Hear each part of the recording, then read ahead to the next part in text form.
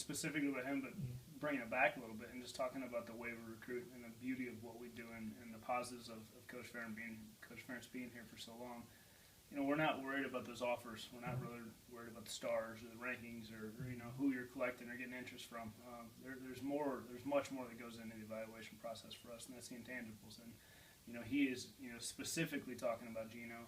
Geno is a very intelligent kid. He's incredibly tough and physical. You can see it on the football field in this film. Really instinctual.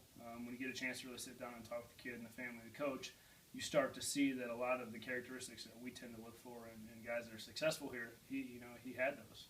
He's a multi-sport athlete. He was incredibly productive in his senior year. 35 touchdowns, 10 interceptions, 2 pick sixes, 2 punt return touchdowns, kick returner, punt returner, played with a Wildcat quarterback. And I'm not at all am I trying to put him in this category, but the last person you really think about a guy like that in high school is Desmond. Desmond had insane stats, punt returner, kick returner, interceptions, and he was kind of under-recruited for some reason. What reason? I don't know. People thought Desmond might have been too small. Maybe the same with Geno.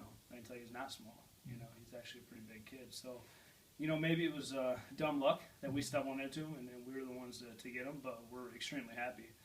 Having him out here for a weekend and getting to spend some extended time with his family and himself, he seems like he's gonna be a great fit out here. Football's important to him, and he kind of understands and embraces what the Iowa culture is all about. How did you guys have to combat the negative attention, rightly or wrongly? But there was negative attention from about mid to late October on through Thanksgiving, roughly, on the recruiting trail with what happened with those